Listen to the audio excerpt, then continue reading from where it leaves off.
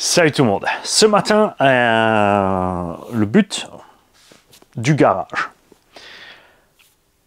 Non, là ils ont rien compris mon gars. Tu crois? C'est sûr. Ok, je recommence. Salut les gars. Ce matin, on va faire une vidéo qui est dans la lignée d'une des choses que je veux accomplir avec ce garage depuis le départ. Souvenez-vous, il y a des chaînes qui sont omnubilées par écrire à toutes les marques, tous les fournisseurs, gratter plein de matos, faire plein d'unbox parce que c'est vrai que ça fait des vues. L'année passée, on a sorti les machines des cartons tous les dimanches. Ça fait des vues. Toi, tu unbox, tu fais ton truc, tu fais l'essai, tu fais la revue. Il y en a qui condensent en 10 minutes parce qu'il y en a plein qui veulent voir juste des trucs 10 minutes et encore ils zappent dans le truc que toi tu as zappé. Après, ils comprennent rien, mais c'est pas grave, ils ont vu le truc. Après, ils vont poser plein de questions sur les forums qui n'ont pas les réponses parce que Matos vient de sortir. Et moi, j'aime pas ça. Je prends une caisse, ensuite je roule. C'est un peu plus ennuyeux pour vous de votre côté. Mais à la fin, quand on pose la caisse sur l'établi et qu'on dit voilà, on a roulé 20, 30, 40, 50 fois, on a un retour d'expérience viable avec toutes les vidéos.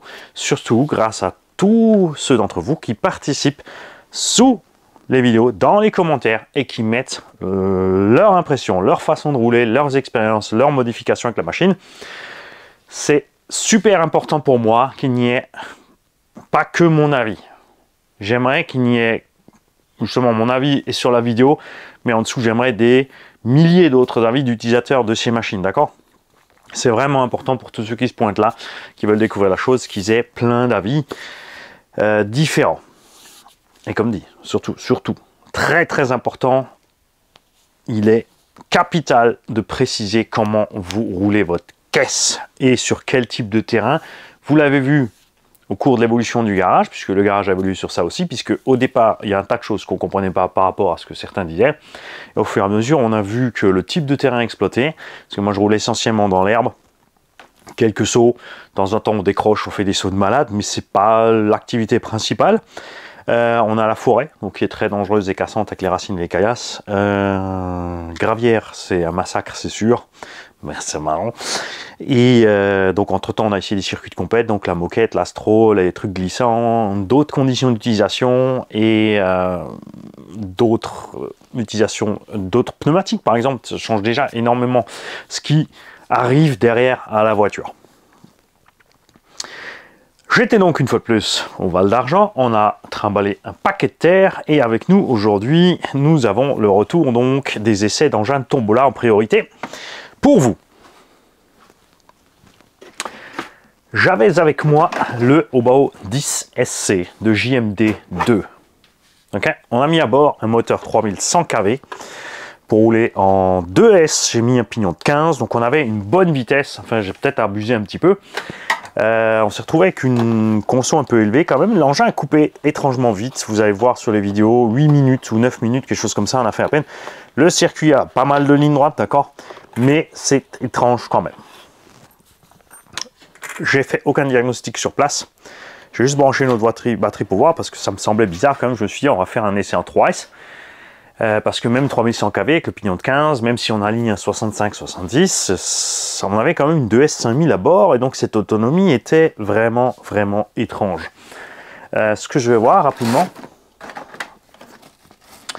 c'est je vais prendre la compère de cette lipo, puisque les trois paires de celle-là,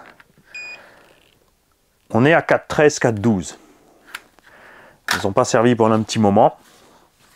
Sont déchargés un tout petit peu, vous en faites pas, entre 4.13 et 4.20, il n'y a pas 1000 mAh, hein. On parle de 300-400 mAh peut-être ou 500 pour finaliser la charge. Mais chose étrange, quand j'ai branché une 3S, l'engin ne s'est plus remis en route.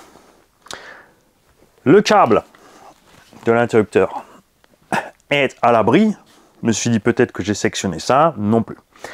On n'a pas coupé le câble du cerveau, on n'a rien coincé dedans. On a mis donc le firma, pardon, j'ai le 3900 kV.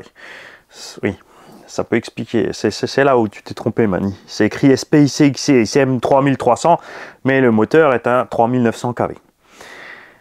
Je vais donc maintenant avec vous brancher une autre batterie là-dessus, chargée.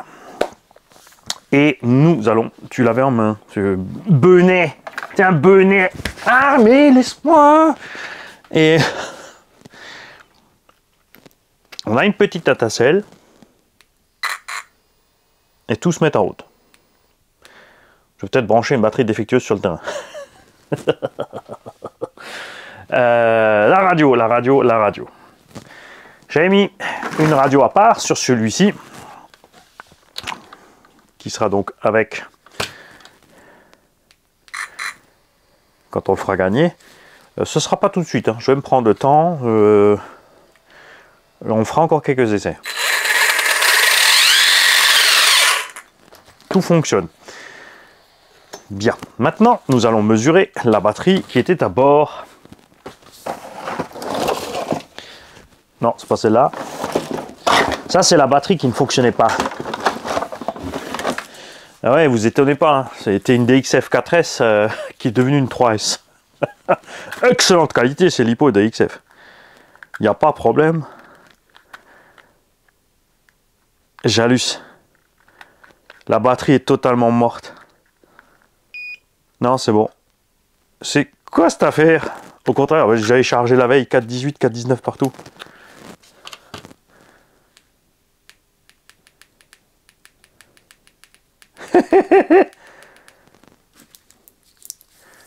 Il n'y a pas courant, chef.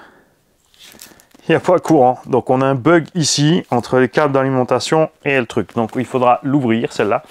Bah oui, j'avais chauffé au décapeur, j'ai enlevé le cello et j'ai remis le cello autour pour faire une 3S 6005. Je me suis dit, elle est quand même neuve la batterie. Donc pour un lot de tombeau, je me suis dit, ça peut être cool. Heureusement qu'on teste le bateau, ça va de l'envoyer. Sauf tonton GB qui a eu la petite panne sur le cardan. Il a reçu le Timasso SC10, il a une petite panne sur le cardan, souvenez-vous, qui avait une réparation avec un bout de cardan Traxxas. Ça n'a pas tenu. Donc celle-là, c'est celle-là pleine. Je me suis trompé, j'ai pris un mauvais spare. C'est pas grave. 3,70. Effectivement. Donc la coupure doit être au max ici, c'est ce que nous allons voir. La batterie était tiède, elle n'était pas chaude. On va te passer ça en coupure normale. Et on refera les essais parce que normalement avec le 4000 kV en 3660 on aurait quand même dû, moi je pensais qu'on atteindrait à peu près 12-15 minutes quand même, hein. Alors oui, c'est peu parce que 4000 kV, gros pignon, grosse vitesse et tu consommes, hein. Il n'y a pas de mystère les gars.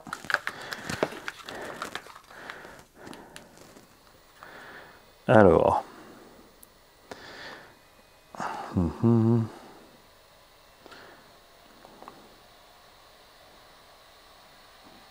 auto intermédiaire. La coupure est déjà sur intermédiaire. Ça, c'est assez funky quand même. Donc on tire tellement de jus que la batterie s'effondre en fait. Hein, vous en faites pas. On mettra bien sûr.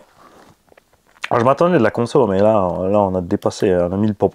Puisque le but justement de la réparation de cette 3S 6005 était de la mettre là-dedans en 3S avec un pignon plus petit. J'avais juste envie de voir ce que ça donne avec en utilisation 2S justement.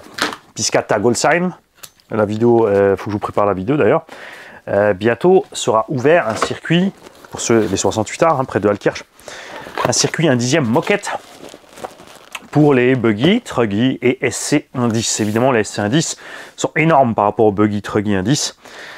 Donc la puissance sera limitée et il faudra attendre aussi l'ouverture et voir avec les gars du SAM 68 dans le club les pneumatiques autorisées sur le circuit. Donc là, tout fonctionne. Il y a clairement un petit souci de setup. Nous ferons donc l'essai avec d'autres batteries. On emmènera d'autres pignons. On fera de l'essai encore en 2S. D'un autre côté, après, c'est léger en 2. Donc c'était...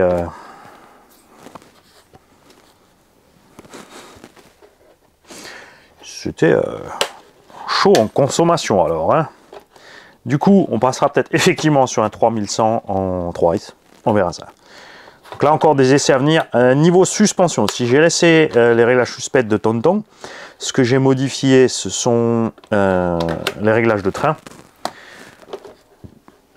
On a mis les roues droites, on a laissé les suspects, tu vois, bien souples. Mais tu vois d'ailleurs là, il y a un truc très bizarre aussi, c'est que tout allait bien en roulant et tout d'un coup on avait un souci de trucs qui frottaient de partout. Est-ce qu'il y a quelque chose qui s'est tordu là-dedans? Tourelle arrière et droite. Ah, la tourelle avant. La tourelle avant. Il faudra qu'on cherche sur la vidéo à quel moment c'est arrivé. Enfin, je sais, je crois que j'ai traversé le pont. J'ai merdé en traversant le pont. Et on a plié la tourelle avant vers l'avant. Regarde. Donc là, il va y avoir démontage. Et on va remettre ça droit. Hein. Mais la platine n'a pas pété. Il faut faire bien taper quand même. Hein. C'est pas mal, c'est pas mal. Donc la radio est éteinte. Toi, on va te ranger là. Toi, tu vas passer en réparation. Donc, on va te mettre quelque part de côté parce que j'ai plus de place. J'ai plus de place. Hop. On va te mettre là en attendant. D'accord. Avec nous, nous avions aussi le AX24 qui est passé partout sur le circuit sauf 2-3 marches bien trop grandes. Après tu contournes et bien sûr sur circuit de crawler prévu pour un 10, il y a des endroits où tu passes pas parce que soit tu n'es pas assez large, tu tombes dans le trou, soit tu es trop large pour passer quand il y a 2 bandes comme ça qui est prévu pour les roues d'un 10, tu es trop large, tu passes pas. Sympa, délirant. Clairement, il faut faire quelque chose sur ce... là, il faut faire une petite biellette réglable. Hein. Donc, moi, je vais bien sûr le laisser d'origine pour le gagnant du concours. Mais je vous invite au gagnant, j'invite le gagnant donc, à modifier ça. Honnêtement, parce que il y a certains endroits où c'est bien ce qui m'a posé problème. C'est que ces roues arrière... Est-ce que tu vas rester accroché là? Ces roues arrière qui ne restent pas droites quand tu veux aller tout droit sur les portions étroites justement et serrées, ça va pas du tout, ok? Et l'autre engin tombe là, où est-ce qu'il est? Il est là, que nous avions avec, était bien sûr le Timasso Rival MT10 V2 acheté à Skies pour pas cher. Alors le bandit il n'y a plus, je sais pas s'il a encore le roller du slash. Je vais peut-être encore prendre le slash. Info importante aussi, là sur cette vidéo, ce sera peut-être jeudi ou vendredi matin. Souvenez-vous, je vous ai parlé souvent d'un vendeur confiance sur le Bon Coin qui s'appelle Ambu Blanc. Il s'est fait pirater son compte. Il y a une annonce de PlayStation, d'autres choses que lui ne vend pas. Attention, faites très attention. Ils m'ont contacté, ceux qui ont piraté le compte, pour essayer de me refourguer du haut bas, soi-disant il y avait une convention. Je suis en contact avec un vendeur au bas, il peut me filer le contact, le lien de paiement. Donc là, à l'heure où je te fais cette vidéo, moi j'ai essayé d'avoir tous les contacts pour les transmettre tout simplement à la gendarmerie. Puisqu'ils n'avaient pas les photos du matos, donc j'ai poussé un peu, ils m'ont envoyé une photo de la convention vue de l'extérieur, un truc bizarre. Après, il y en a qui sont vraiment persuadés que je suis bené, hein, mais les mecs ils se sont fait griller à 15 km. Hein. Donc j'essaie de gratter leurs contacts pour transmettre le tout à la gendarmerie, puisqu'ils ont changé le lien de paiement pour justement que les gens les repayent par PayPal. Notre adresse, ils disent c'est livré en 3 à 5 jours, etc. Mais ce n'est pas Ambu Blanc, d'accord? Ce sont des arnaqueurs. Donc si vous tombez sur l'annonce de Ambu Blanc, ouais, c'était son pseudo, le lien d'email c'était Ambu au FOM, quelque chose comme ça. Vous, surtout, ne cliquez pas dessus, ne contactez pas, ne payez pas, n'achetez rien chez ces gens-là. Et il va falloir se lever plus tôt pour arnaquer Mani. Ouais, j'aurais dû être poulet, c'est sûr. Alors, ce petit MT10 a utilisé un 3100 kV. On était en 3S. Pignon de 13 ou 14, quelque chose comme ça. Il a le feu au cul. Il marche comme un buggy 4S. Génial, on avait une bonne autonomie. La suspension, comme je l'ai dit, on a mis de la 200 CST partout. Donc l'engin, regarde, il est hyper moelleux. Et sur un circuit comme le Val d'Argent, qui est complètement défoncé maintenant après les rassos, il y a des trous de partout, mais c'est du vrai tout-terrain, d'accord? Là, tu as vraiment l'engin, les roues, elles bossent à mort et il faut traverser le truc. Et encore, comme c'est un petit engin léger, le truc, il subit le terrain. Vous allez voir la vidéo, il saute, il gambade. Il m'a fallu quelques tours pour m'habituer. Ces pneus étant très glissants sur la poussière là-bas, on a un sol dur avec de la poussière au-dessus. Donc typique, c'est aussi sur circuit indice. C'est sûr que là, des pneus à mini-pin, hein, ça ferait merveille. Mais je voulais rouler stock, d'accord. Donc au début, il m'a fallu un petit temps d'adaptation pour voir où sont les ornières, comment réagit le véhicule. Et vous allez voir au fur et à mesure du pack, à partir de la 10e minute, comme ça on augmente la cadence, on sait quand donner gaz ou pas, anticiper le virage pour la glisse et tout, et ça devient vraiment funky. Sur ces V2 comme sur les V1, la carreau reste fragile. Ça c'est dommage, hein, Team Asso sur ce côté-là, il faut plus de boulot. Enfin, c'est pas qu'elle est fragile, c'est qu'elle est trop exposée. Bon, MT comme ça, tu tapes les coins, tu la ratatines direct. D'accord, ça c'est une chose. Le deuxième point, c'est que donc les V2, ça c'est un abo qui me l'a fait remarquer, il n'y a pas les marchepieds. Hein, moi je pensais que ça avait été démonté par le propriétaire précédent, mais non. Il n'y a pas les marchepieds livrés avec. D'autres ont vu ça. Et ils ont économisé sur la colle des pneus. Tous les pneus se sont presque décollés. Et regarde ça, ça te fait penser à rien ça?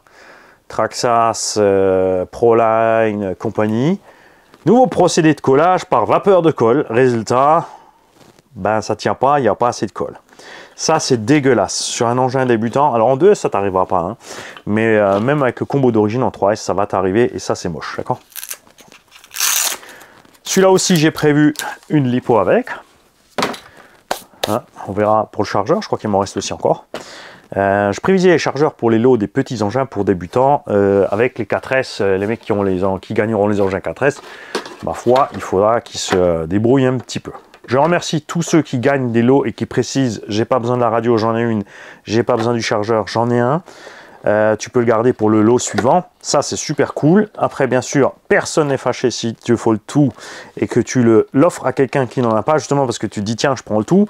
Moi, j'ai mon chargeur et je file mon chargeur, ma batterie à mon pote qui roule avec moi. Ça aussi, c'est génial. Je trouve ça super. C'est clair. Hop. Lui, ben, il n'a rien à part un bon dépoussiérage. On fera encore un essai en forêt avec cet engin-là. Bien sûr, on remontera un petit peu la suspette en augmentant un tout petit peu le tannage pour que ce soit plus à l'aise en forêt avec cette suspension souple, puisque le MT10 V1, je ne l'avais pas essayé avec les suspensions plus souples. On était en forêt, c'était sympa, ça gambadait bien, mais je suis vraiment un fanat des suspensions bien souples et moelleuses comme ça. Ça, c'est clair. Lui, la radio, d'ailleurs, elle est où? J'avais mis la radio... me semble Team Magic avec que je n'ai pas là. Qu'est-ce que j'ai foutu de cette radio? La Spectrum, c'était le petit axial. Ok. Les radios Traxxas, c'était mes Traxxas. Donc, ah, elle est là. Très important, parce que je vais peut-être oublier au moment du jeu. Cette radio est bridable, d'accord? Tu éteins le véhicule, tu allumes ta radio, tu appuies gaz, et ici, c'est écrit FWD pour forward, qui est marche avant en anglais. En allemand, on dit vorwärts, donc tu peux aider aussi un petit peu le FW, parce que c'est pas tu accélères. Hein. Et si tu appuies reverse moins, en fait, c'est si tu appuies sur rien du tout, ceci est le trim, avec indication sonore. Tu vois, quand tu as le gros bip, c'est au milieu. Là, tu arrives à fond. Donc déjà, ça, c'est le centre. Tu vois, ça, c'est à fond. Là, tu es au centre. Si tu mets gaz, ici, ça veut dire que tu es à fond sur les gaz. Et là, tu peux brider. Là, c'est au minimum des gaz. L'engin avance quasiment plus ou plus du tout. Et là, tu as nouveau plein gaz. La même chose pour la direction. Là, c'est pas grave. Par contre, si l'engin est allumé, évidemment. Parce que si tu fais ça pendant qu'il est allumé, lui, il se promène pendant ce temps. Donc, je te conseille, si tu veux brider les gaz, tu éteins le véhicule, tu mets gaz à fond, tu mets gaz moins ici au minimum. Tu poses le véhicule et ensuite, tu commences à rouler.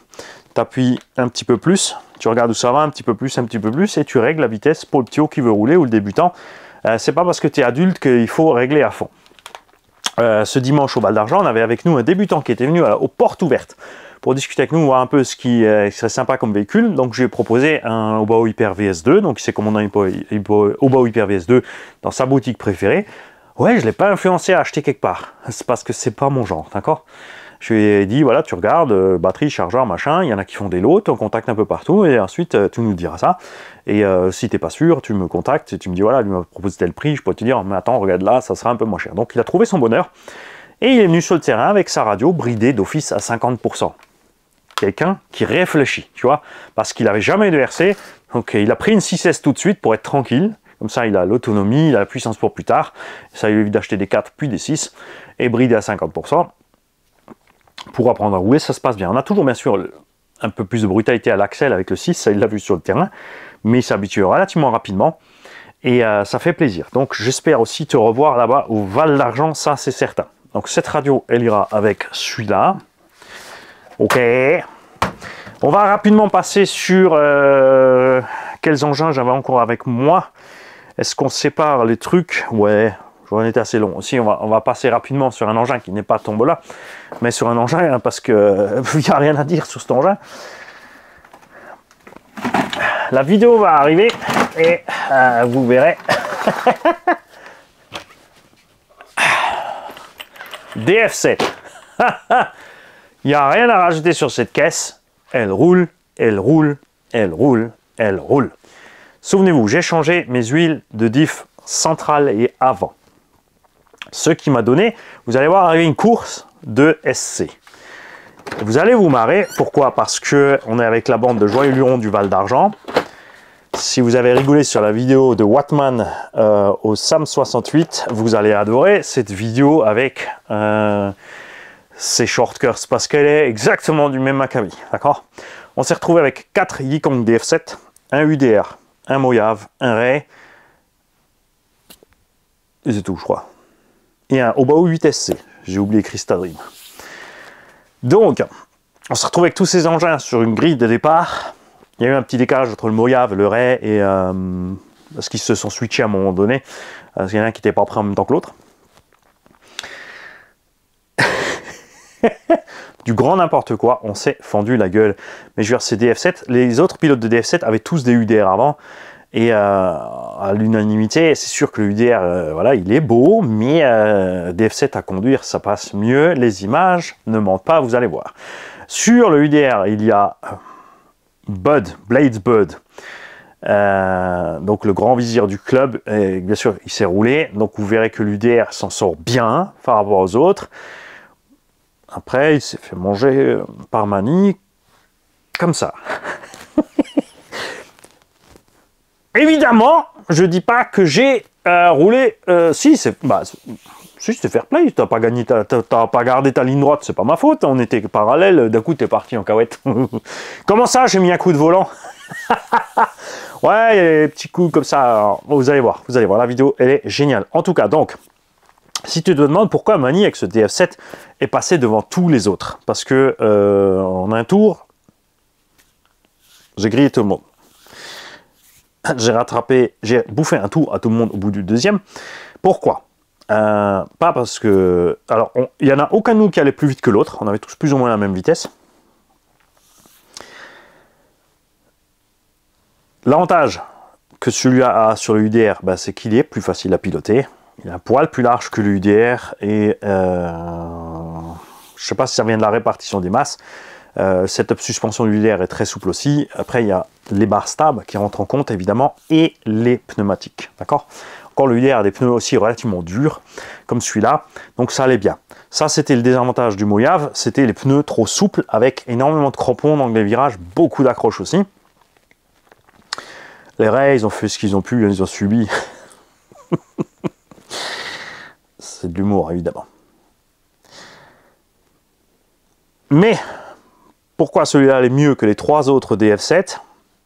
Parce que les 3 autres DF7 étaient full stock. Donc avec 3 différentiels complètement détendus, aucun d'eux n'a ouvert la méca.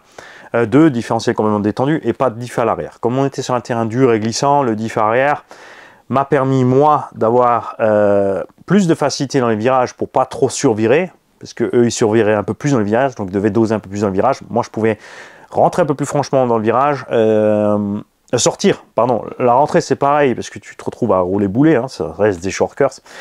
Mais j'ai pu sortir du virage un peu plus vite puisque j'ai la roue intérieure au virage qui pouvait mouliner puisqu'on est détendu à l'arrière avec de la 100 000, hein, je le rappelle. J'avais l'avantage en traction puisque j'ai changé l'huile de diff centrale par de la 300 ou 500 000, je ne sais même plus maintenant. Donc on a un diff central plus dur, et encore ça va, donc non, c'est plus 150-300 000 que j'ai mis. J'ai un moteur plus lourd et un vario plus lourd. Mais j'ai pas touché le setup suspect. Donc le véhicule globalement est un peu plus bas, on a plus de masse en bas pour compenser la masse en haut de la carrosserie. Donc on se retrouve avec un avantage, deuxième avantage, troisième avantage et quatrième avantage, le diff avant qui est beaucoup plus dur, lui. Là on est en 300 000, donc sortie de virage, en torque twist. Eux, ils ont la roue à l'intérieur qui mouline, ils partent pas. Ils ont le cul qui pousse à cause du diff, donc ils partent plus vite en travers, alors que moi, j'ai une meilleure conductibilité à ce moment-là. Ça, c'est donc j'avais un avantage, 2, 3, 4 et j'en ai encore un plus.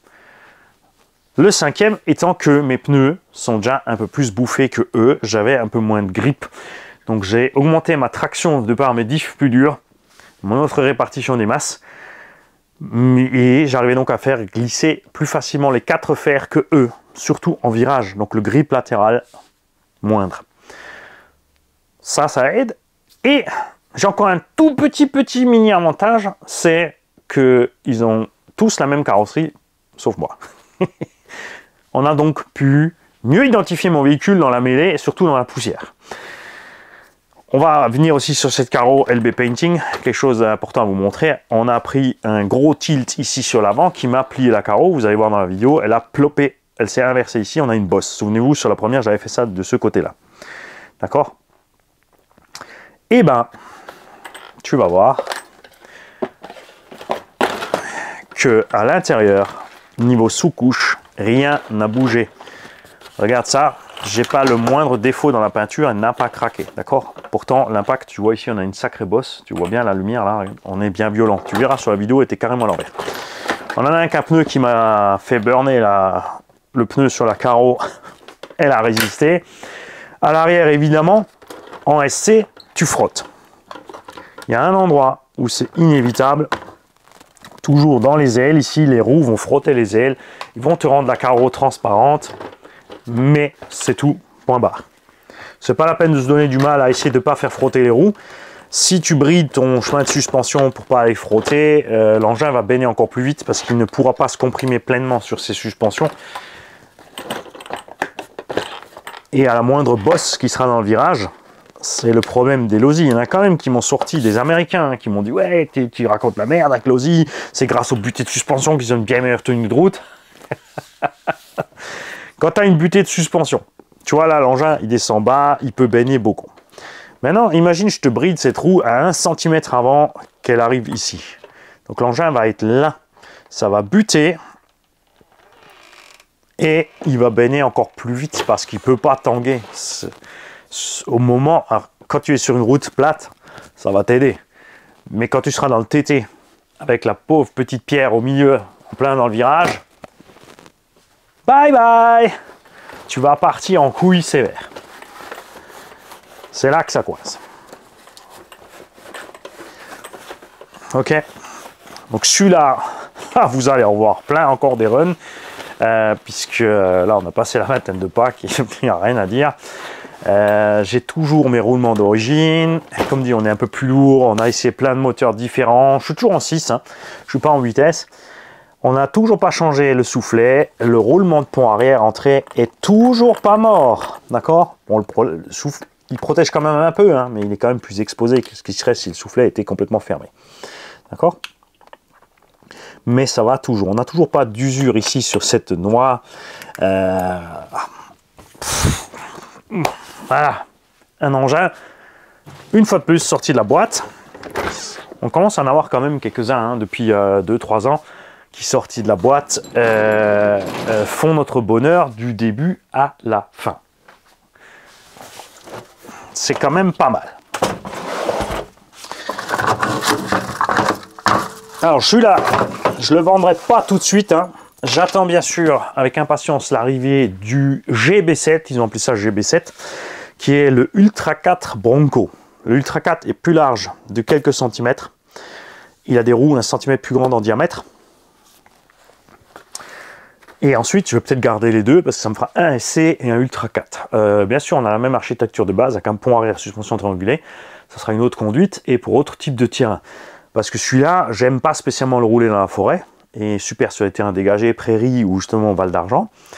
Le Ultra 4, lui, je pense que je vais le régler plus souple et plus gros terrain. Tout simplement. On verra ce qu'on fait avec à ce moment-là. Puisque je vous l'ai dit dans une vidéo précédente, il y a 1 ou 2 jours, un 5e, un 6e, un 5e, un 6e, un 5e, plus un 5e qui arrive, plus peut-être encore un... On verra si ça me pince pour un Feed Racing Dragon Hammer V2. Non, Raminator définitivement non, ça tu peux rien en faire ce truc, 40 kg, faut le trimballer partout, t'es obligé de mettre 2 moteurs, enfin 2 fois 18 vitesses, on est vraiment bien avec le RAM, vous verrez encore des vidéos du RAM V1 qu'on a ici, c'est sûr que le V2 est plus sympa, mais voilà, c'est... Ouais. Tu sais pas quoi faire en fait ce truc, et puis tu charges la voiture, t'es plein quoi. C'est chiant. Comme on en est sur celui-là, on va en venir à autre chose encore. J'ai commandé ceci sur AliExpress. Des pneus BF Goodrich qui sont différents sur le design latéral. Ça ressemble quand même, mais le dessin est plus grossier. Les crampons sont plus larges, plus gros. On a la même taille. Avant usure, les miens sont un peu plus petits que ce qu'ils ont usé. Par contre, ceux-là sont hyper moelleux, d'accord? J'ai pris les jantes avec les petites ouvertures, puisque je l'ai prévu pour mettre là-dessus. Et je voulais en plus ces jantes-là, parce qu'il y a 2 jantes différentes. Il y a les jantes en 10, avec l'Exa normal en 17, avec le trou de 10 pour mettre sur les 1/8e standard. Ça va sur UDR et sur celui-là. Ce que je ne savais pas, parce qu'il n'y a pas les photos, que j'ai pas fait gaffe, où tu vois pas parce que c'est blanc. Regarde, on a l'Exa Traxxas là-dedans. C'est hyper marrant. C'est pas le pneu Traxxas, hein. C'est beaucoup plus moelleux que le pneu Traxxas. Comme c'est hyper moelleux, évidemment, ça va poser problème tenue de route. L'engin va être plus compliqué en tenue de route à rouler. Mais ce qui va être bien, c'est au Val d'Argent, puisque le pneu est plus souple, comme le terrain est glissant, on devrait récupérer un peu de traction. À voir donc ce qui se passe. Nous allons voir ça. Il faut évidemment les coller soi-même, d'accord? Et la mousse à l'intérieur, c'est une bonne mousse blanche type Proline. Ça, c'est super funky aussi. Regarde. Et on a un pneu en caoutchouc vraiment mortel. Je vais t'en peser un. J'ai payé 50 € les 4 livrés, je crois, 50 ou 55. 240 grammes quand même la roue. Donc on a le poids d'une roue de Truggy, hein, quand même un 8e complète. Donc faut faire gaffe avec ça. Plein d'utilités possibles si tu demandes, en mettant des Exa 17 sur un Cross RC un 8e. On peut mettre ces magnifiques roues à jantes blanches, BF Goodrich sur le Cross RC quand je roule en 2e à 60.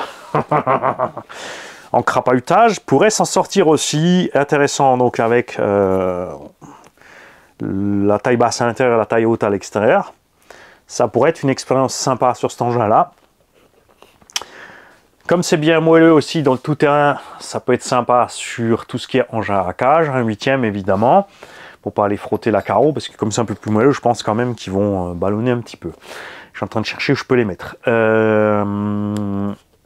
Ce genre de pneu sera très sympa aussi sur un Traxxas Max, pour rendre le Max plus facile à conduire. Au lieu de le passer en MT, tu passes ces roues-là pour la pelouse et autres, ça devrait être sympa aussi.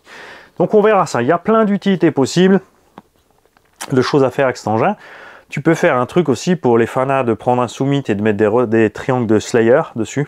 Si tu rétrécis la voie du Summit et tu mets ces roues-là, tu vas te retrouver avec un espèce de break juste high lift en fait, un peu plus proche de l'échelle 1.8 sans être un monster.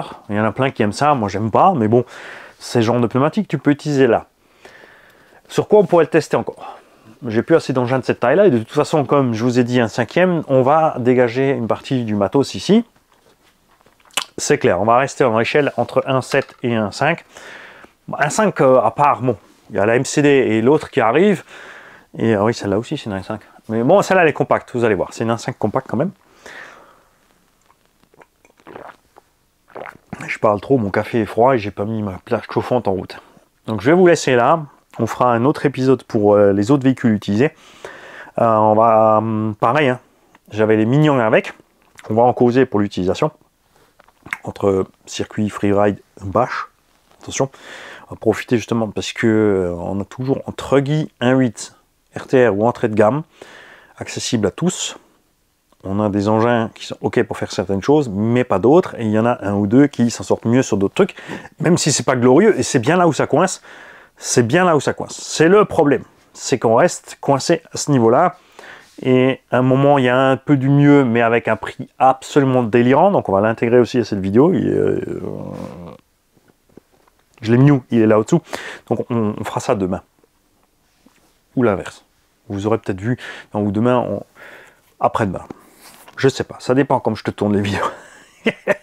En tout cas, ne loupez pas la vidéo du run des short course. On n'avait malheureusement pas plus de temps pour en faire plus, parce que ça c'est à refaire. Hein. Comme ça, il y a moyen, je pense, au Val d'Argent d'aligner 4 ou 5 DF7. Il y a au moins 4 ou 5 gars qui ont encore des UDR, et il y a au moins autant de Mojave. Imagine la grille de départ délirante avec 15 un 7e comme ça, 5 de chaque marque, avec tous des pilotes complètement foufous qui se prennent pas au sérieux.